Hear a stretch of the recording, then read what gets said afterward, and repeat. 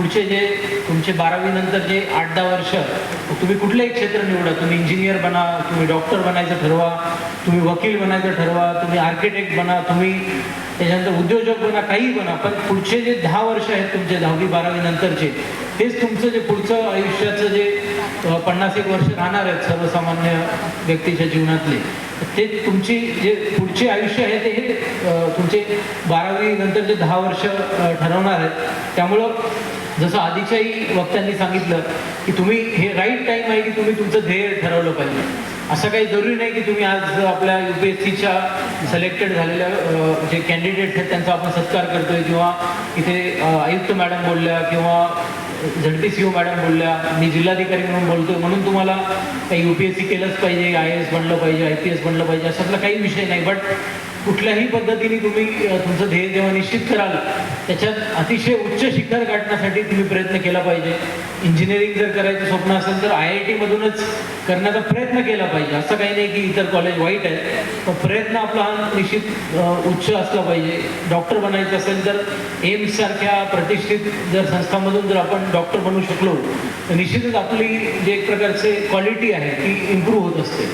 त्यामुळं अतिशय उच्च ध्येय ठेवा. जे आधीच्या वक्त्यांनी सांगितलं ते मी आपले जे शालेय विद्यार्थी आहेत त्यांना सांगेल, आणि जे जरा आता डिग्री ज्यांनी केलेली आहे, जे सिरियसली या परीक्षांचा अभ्यास करतायत त्यांच्यासाठी म्हणून अशा पद्धतीचे मार्गदर्शन आम्ही येत्या काळात सुद्धा राबवू. जर तुमचा तसा प्रतिसाद असेल आणि तुमची तशी आवश्यकता असेल तर आम्ही महिन्याला किंवा 1-2-3 महिन्यातून एखाद्या वेळेस, आणि if not at this scale तर एखाद्या छोटा सभागृह जिथे 100-200 मुलांना आपण इन्व्हाइट करून जे सिरियस असतील परीक्षांबद्दल त्यांच्यासाठी काही डिस्कशन आपण घडून आणू शकतो.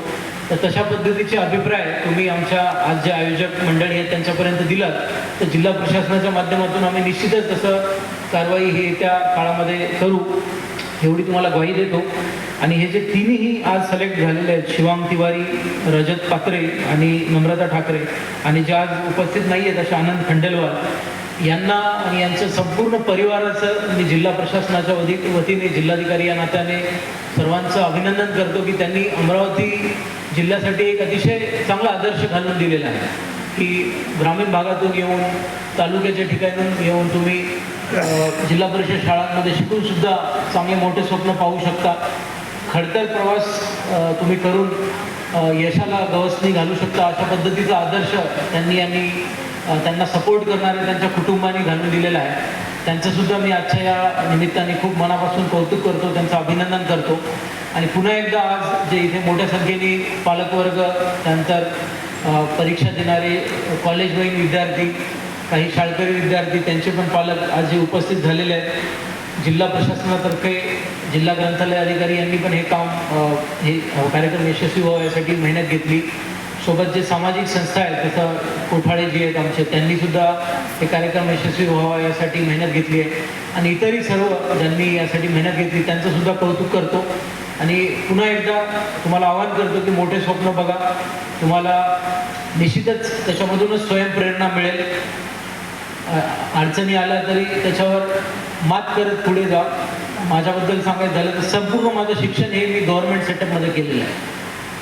5वीपर्यंत ही गव्हर्नमेंट एडेड शाळा, त्याच्यानंतर नवोदय विद्यालय, त्याच्यानंतर IIT मुंबई, त्याच्यानंतर मला शासनाची स्कॉलरशिप मिळाली ज्याच्यामध्ये मी कोचिंग घेऊ शकलो. आणि शासनानेच, महाराष्ट्र शासनाने 6 ठिकाणी आपल्याकडे केंद्र उभारलेले आहेत. जसं अमरावतीमध्ये सुद्धा एक ते केंद्र आहे आपल्याकडे ज्याला आपण प्री IAS ट्रेनिंग सेंटर म्हणतो.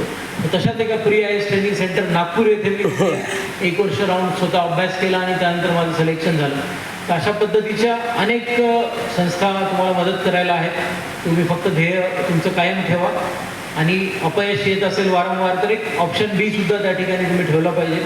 आणि आपल्या पालकांना विश्वासात घेऊन त्यांना तुमचं स्वप्न काय ते शेअर करून तुम्ही तुमची वाटचाल ही करा. आणि अशा पद्धतीचे जे पुढच्या वर्षी आम्ही कार्यक्रम घेऊ त्यात आज हे 3 विद्यार्थी, 3 आपले यशस्वी विद्यार्थी इथे आलेले आहेत.